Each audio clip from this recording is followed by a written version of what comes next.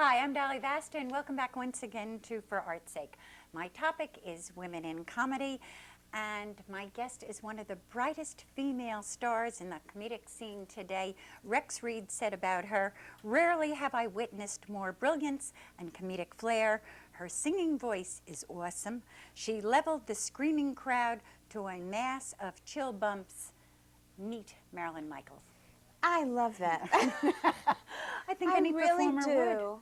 I really love praise. Who doesn't? What was your immediate feeling on it? Was it ever a feeling of humbleness, or did you really think to yourself honestly now? No, I it was deserve not it. humbleness at all. It was, thank God, somebody finally realized it. What I do. I've been at it for a long time, and I've worked hard at it, you know. So it's nice to have people accept you and really appreciate what you're doing. What you just said a moment ago about working on it for a long time, that's true of every performer though, isn't it? There's no such thing as an overnight success. Oh, I don't know about that. I just read that Madonna is the biggest grossing female entertainer. Vanity Fair, that magazine, I just read that a few moments before you came over today, in the country.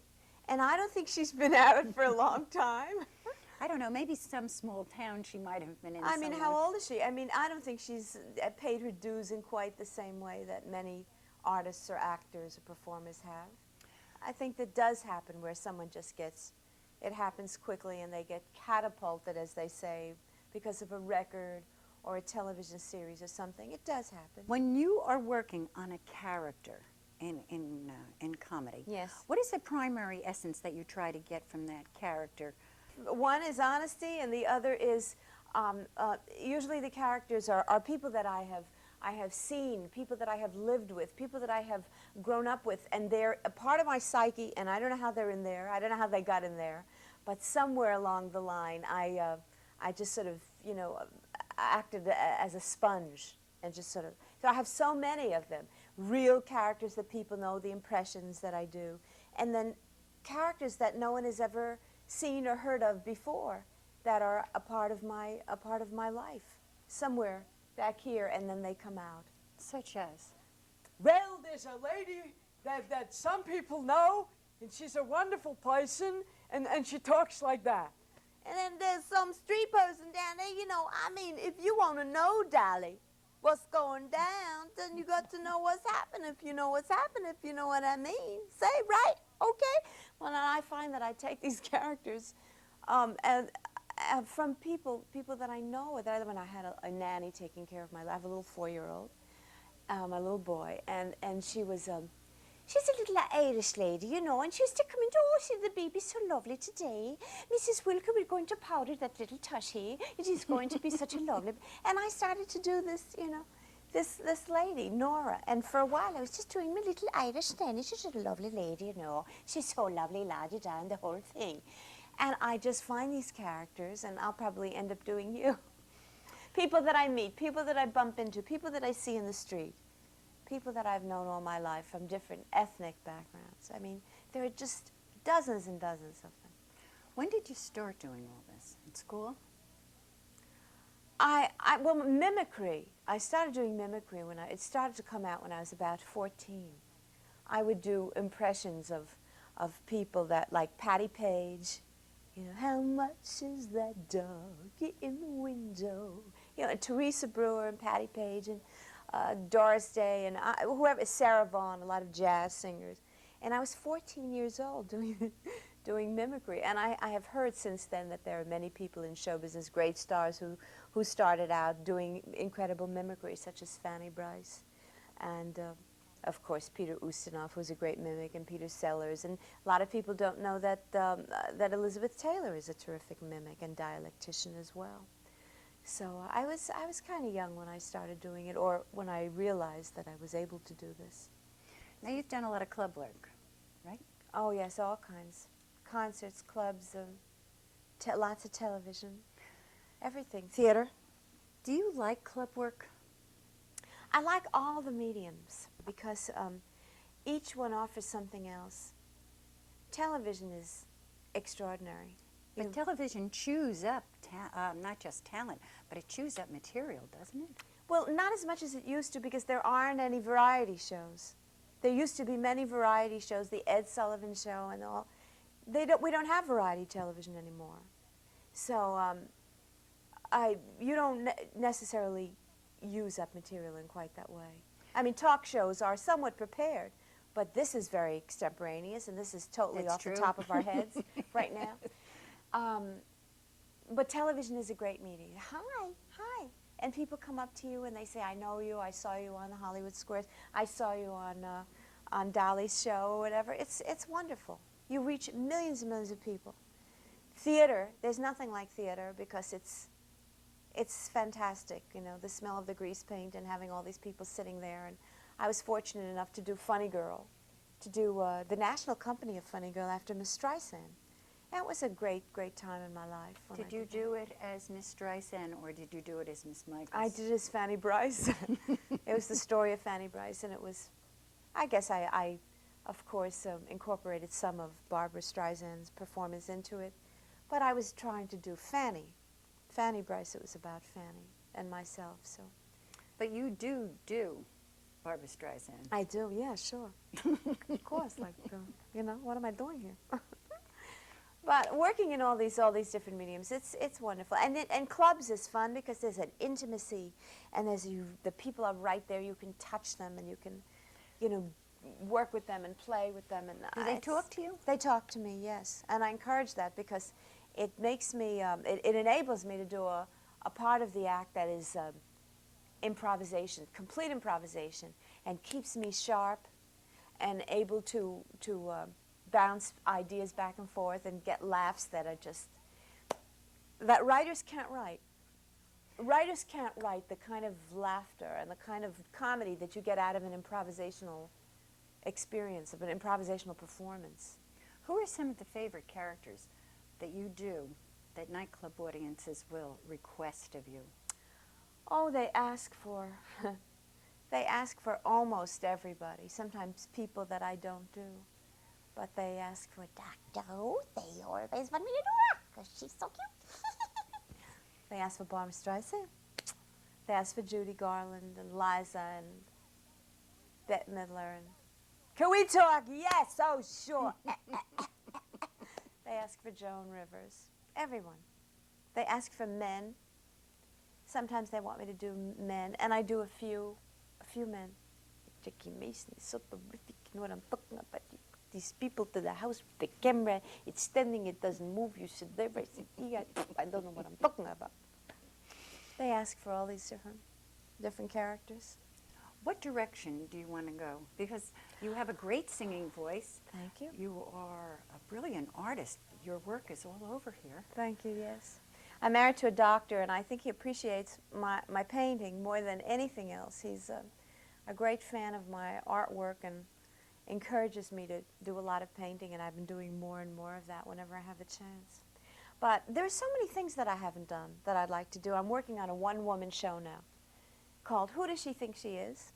What else? Is that the one that supposedly has 75 characters? Yeah, I do a lot of characters in it. It's written by Ken Friedman, very talented comedy writer, and myself. And we're working on that now. So I'd like to get that. I'd like to see that mounted. That would be wonderful. And I've never done a film, really. I worked very briefly on a film with Woody Allen at one time, and my stuff was cut out. I was doing a Mae West impression for a film called Zelig, which you might have seen. Mm-hmm. But somehow it didn't end up in the film. It ended up on the cutting room floor, which is what happens very often in film. That's true. Yeah.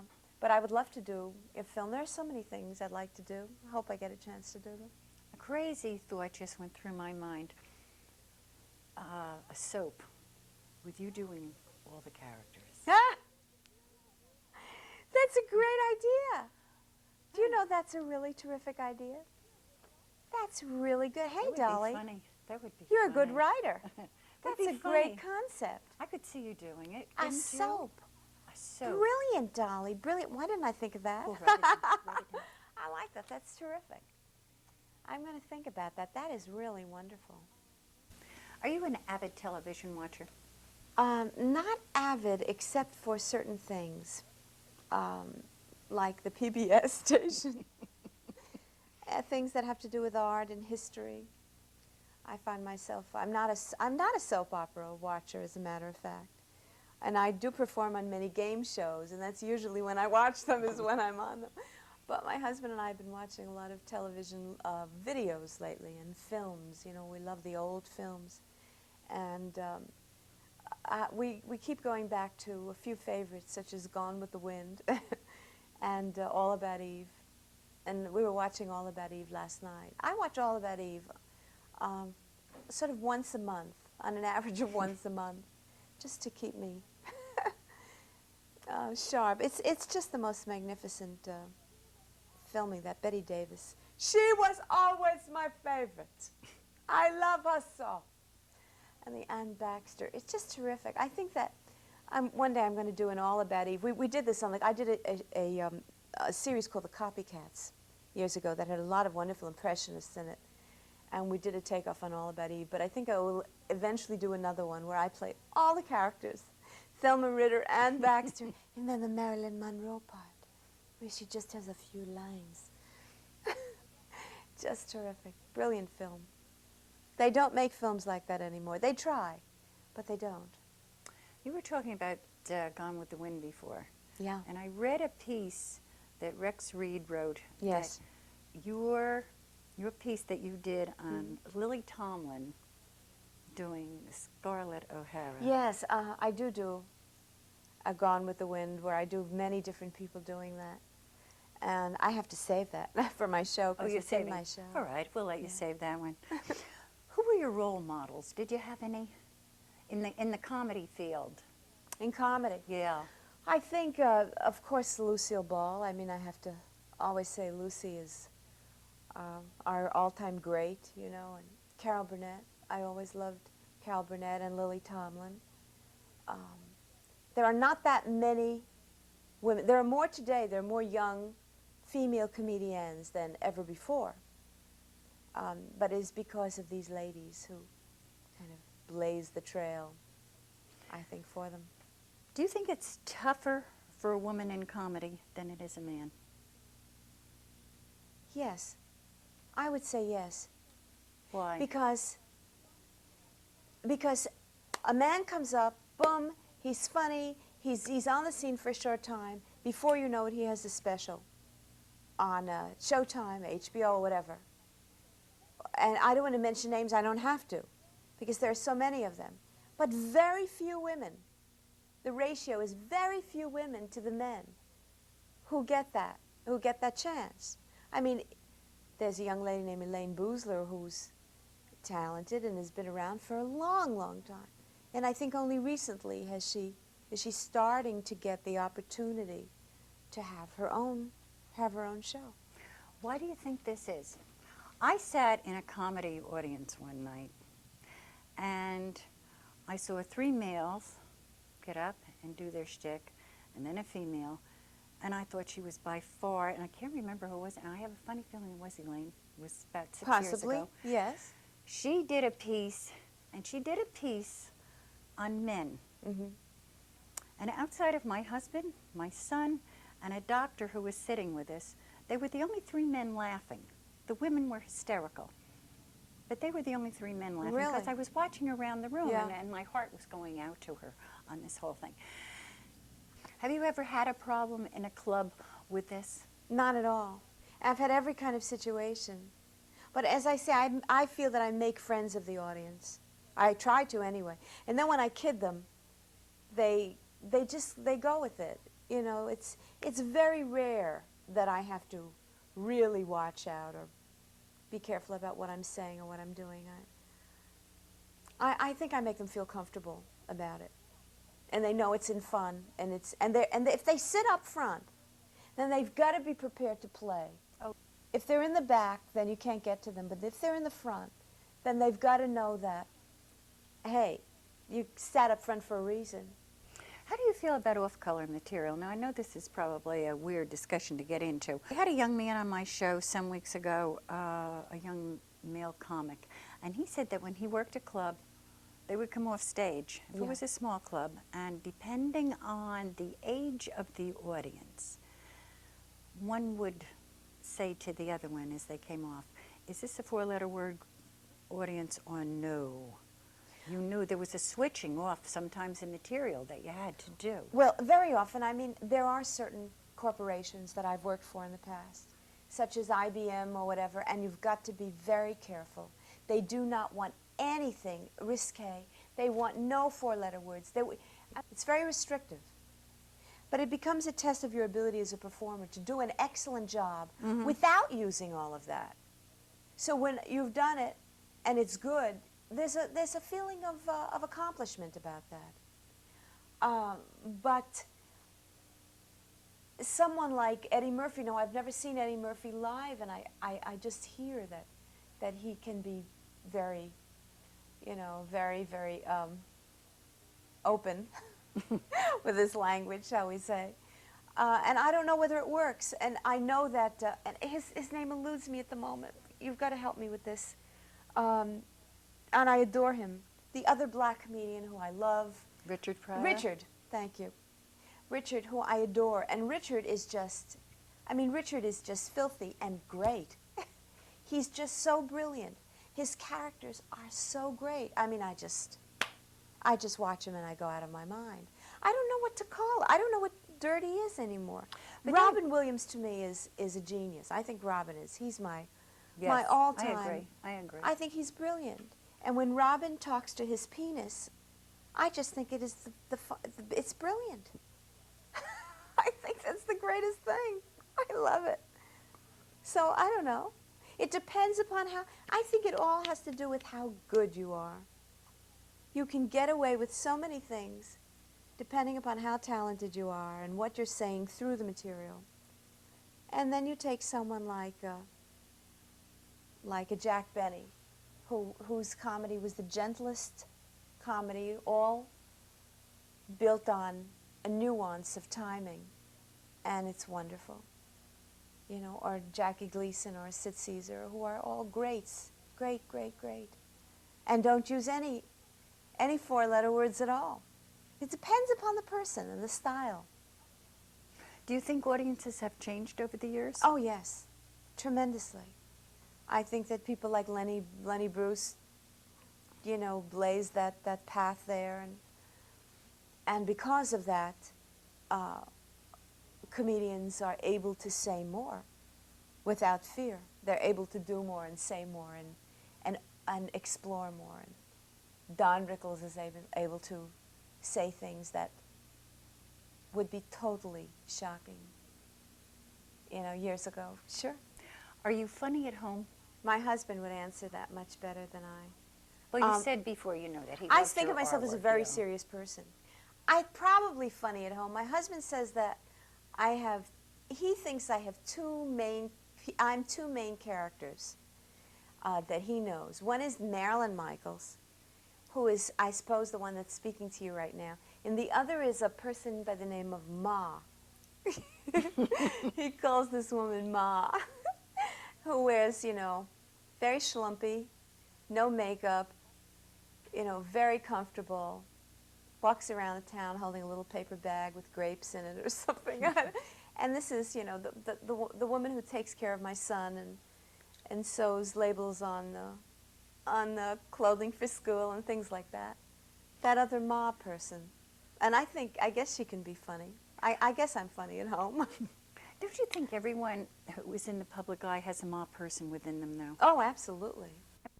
I adored Grace Kelly. I mean, she was so different from me, you know. And she was kind of an idol of mine, this serene princess, this beautiful, beautiful woman. But she must have had a time where she let it all. Yeah, it's a little hard to think of. Let it all hang out. Grace Kelly is a Ma person.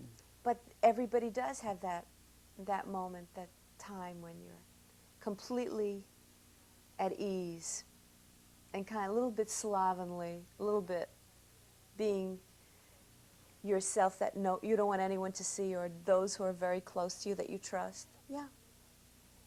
Everybody's got to have that, except maybe you, Dolly.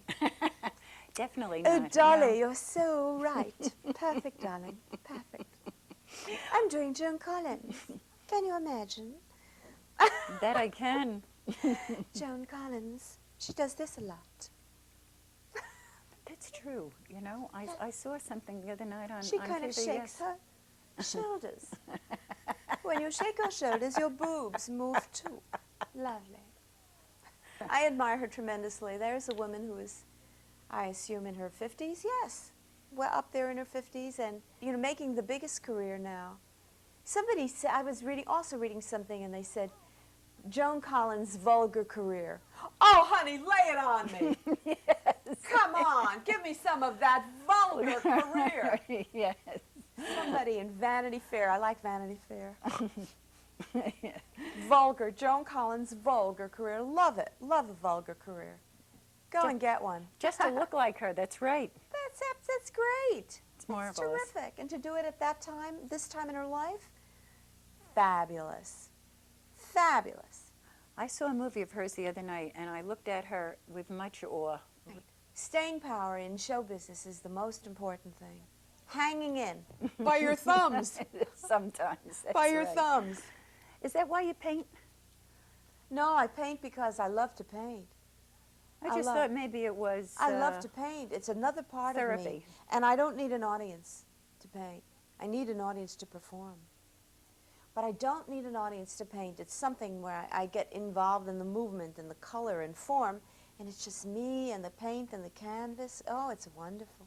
Where do you get your ideas from when you paint?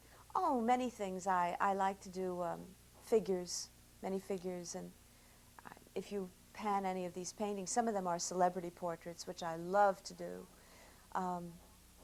I've been doing a lot of abstracts lately. I don't have too many in the house, but form and color and light, I'm all very, very affected by all those things. Do you keep them or give them away? Occasionally, on rare occasions, I do give a painting.